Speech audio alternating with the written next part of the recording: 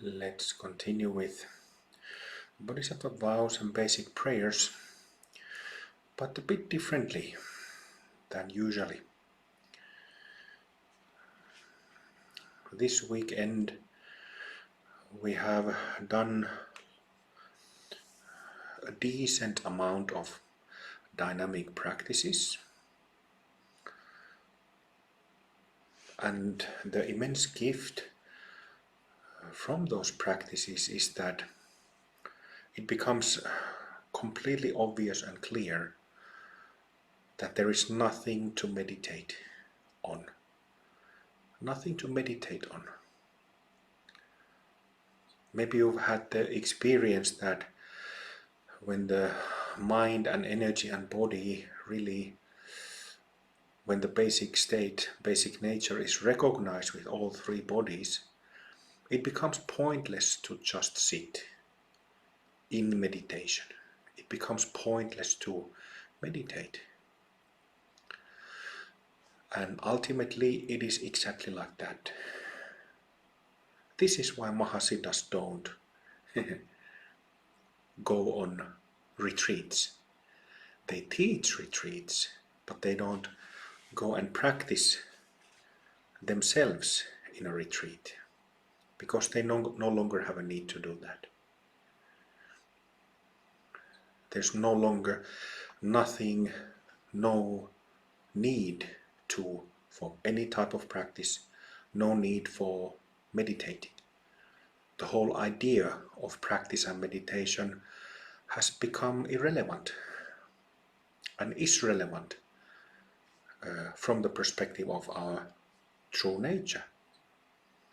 And when we align with it 100% with three bodies,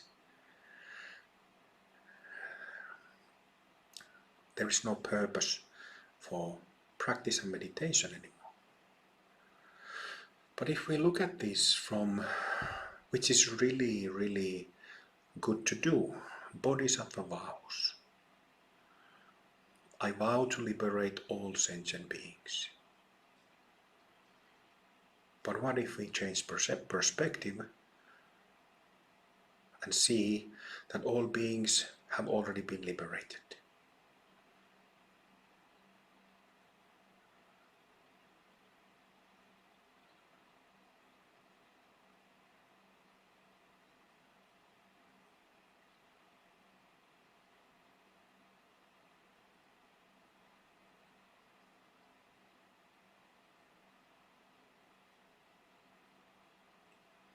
If and when all beings have already been liberated, there is no point for a vow to liberate them. That vow has no purpose no longer.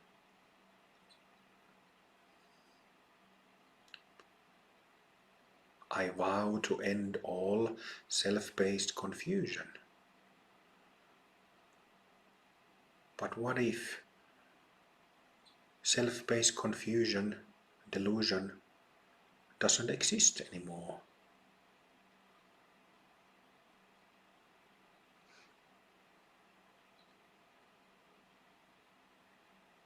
And that vow of ending self-based confusion also no longer has purpose.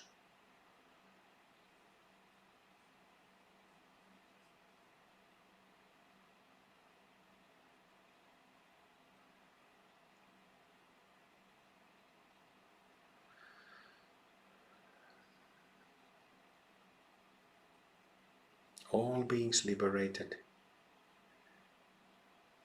self-based confusion no longer existing.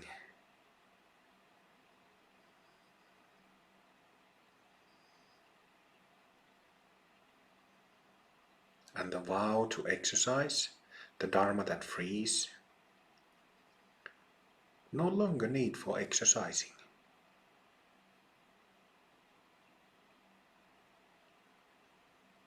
No need for Dharma that frees.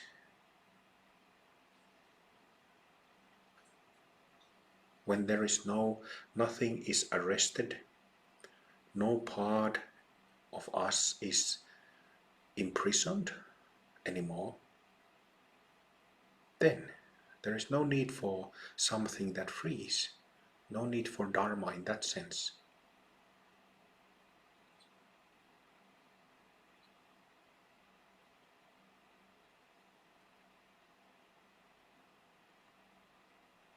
And that's how the so-called great perfection has been attained. Great perfection attained. All confusions, delusions, selfishness are no more. In three bodies, and therefore there is no need for a vow to attain great perfection.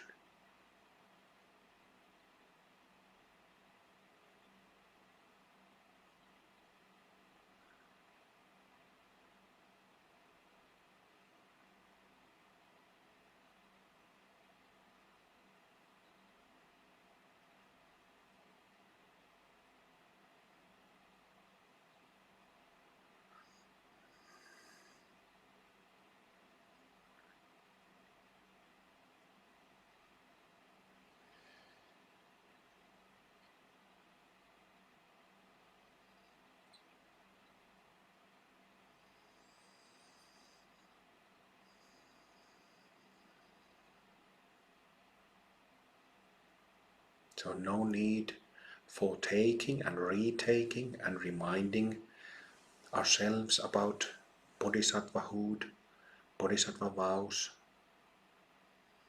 completely freed from them, no longer use for Bodhisattva vows.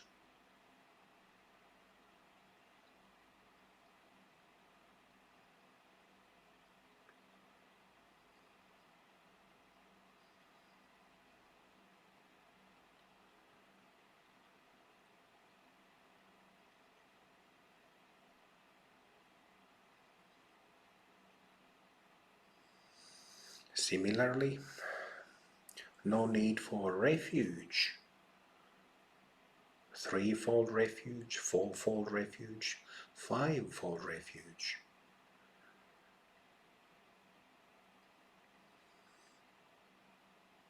We not only have become our own refuge, but no longer need a refuge, no longer need a safe place.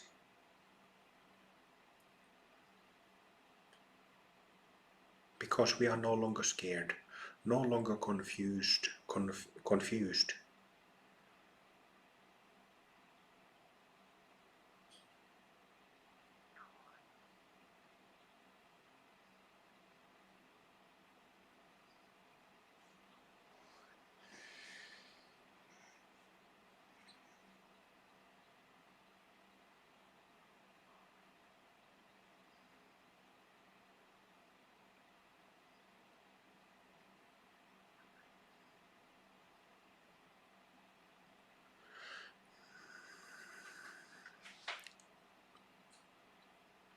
And wherever we are,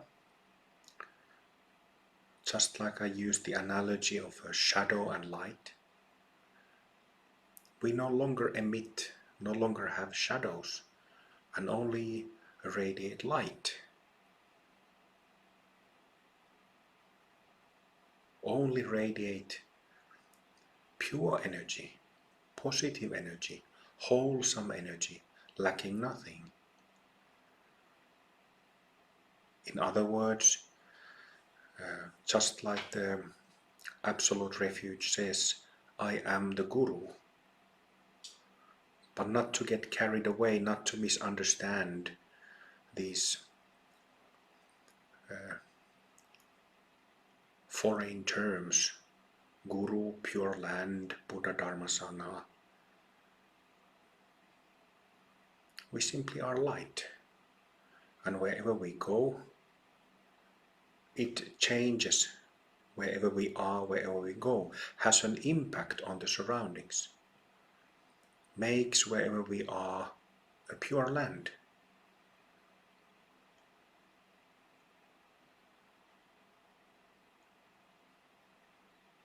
Whether we are in a forest or a city, among people, unknown, or friends, has an impact. Light has an impact in a world of shadows, and makes shadows disappear, replaces shadows with illumined, is that how you say it? Illumined space. Space becomes illumined.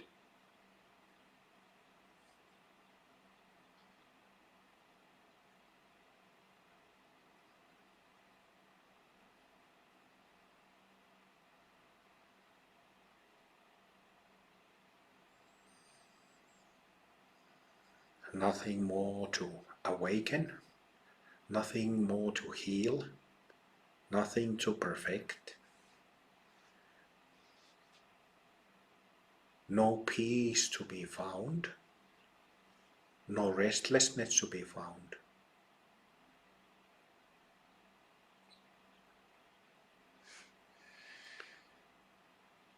Words and actions coming from that light, without shadow. And that's why we say, I am the Dharma. Dharma means when we become Dharma, we express Dharma perfectly, without flaw, without question. Light that is pure can only express light, can only express itself.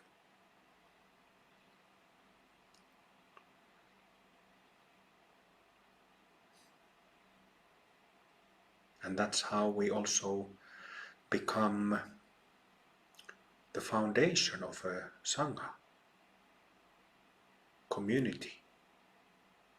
Community gathered around or next to light, rather than a community gathered around shadows, whatever type of shadows they might be.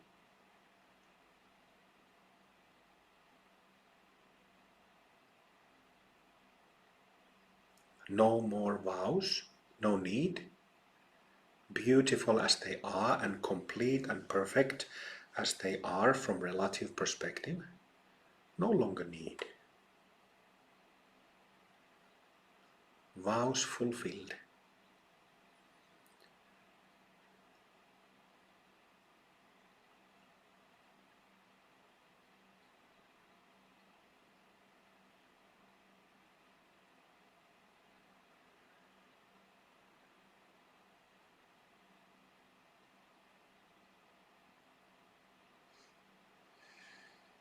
Beings see illusions and believe in them, thus believing, mistaking, confusion, getting confused by illusions and developing delusion.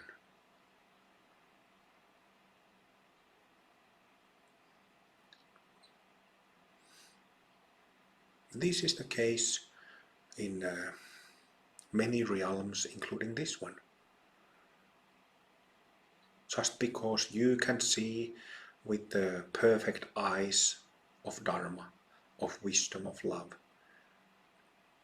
just because you can see Buddhas in the place of ordinary sentient human beings, doesn't make them Buddhas, doesn't remove their shadows. To a degree, yes. But that's why, from this light that we are, 100% in three bodies, may all beings be free and may all beings happy. just like the light and warmth of the sun and countless other suns, stars, illuminate vast spaces, give life to vast numberless beings and places. Similarly, the original light in us, the original light embodied in us fully gives life, makes shadows disappear,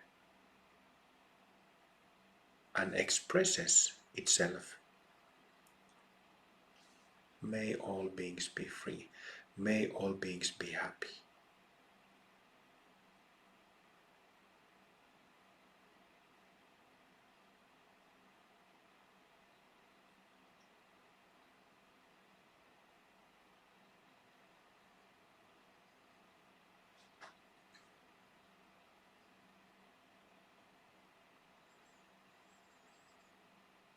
When the Bodhisattva vows fall off, drop off, when we graduate Bodhisattva vows, when we graduate refuge, we no longer are concerned about ourselves. Because what is there to be concerned about? Mind in non-stopping equanimity, peace, flowering of happiness and joy and clarity, sobriety, no longer impulses to tame, compulsive habits to work with, neuroses no longer, delusion no longer, delusion of identity no longer.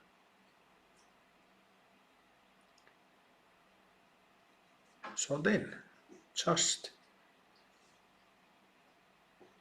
naturally expressing, just like the way light does. Light simply keeps shining and spreading out light and warmth for everything around the light, source of light.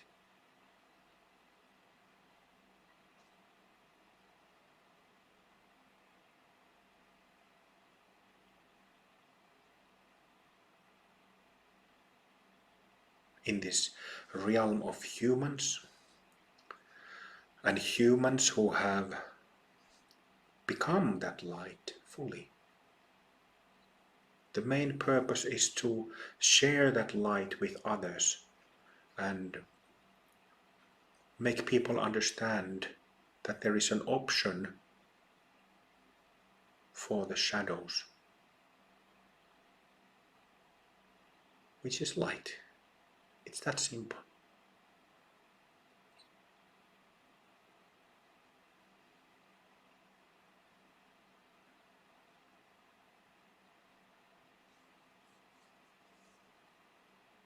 And there's nothing more to Dharma, nothing more to bodhicitta, nothing more to enlightenment, nothing more to shadow and light,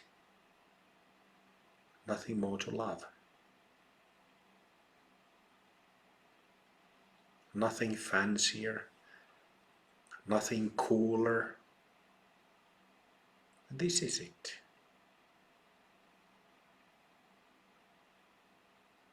Complete and full.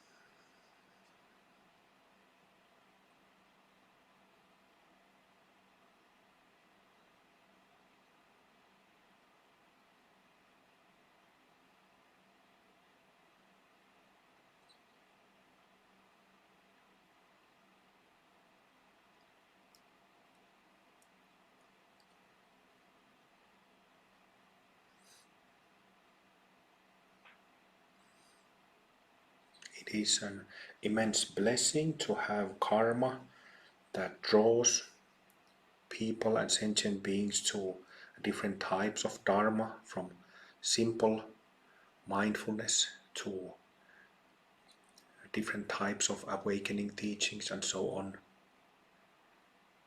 sutric, tantric teachings, mahasandhi teachings. But also there is just like a child outgrows the clothes and shoes and socks that one uses as a small child. We are meant to outgrow practice, outgrow Bodhisattva vows. And when you have that experience that you do these practices and then you realize that you are sitting there after having shouted and breath retentions and vajra bodies and rubbing and visualizations and guru yogas, then you realize sitting is pointless.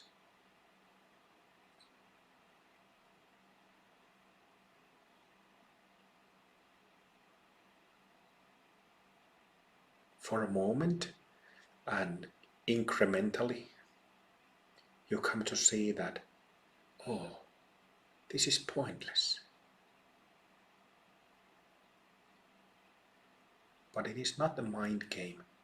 If you fall and start playing with your mind, and therefore all practices are completely pointless, this is just a delusion, form of delusion. But when you truly realize that, oh, it's pointless to sit here. What am I trying to get from this? What is there to? There's nothing to meditate on, nothing, no consciousness or awareness or basic state to sustain. None of it. No self-delusion either, no pain, no trauma to heal.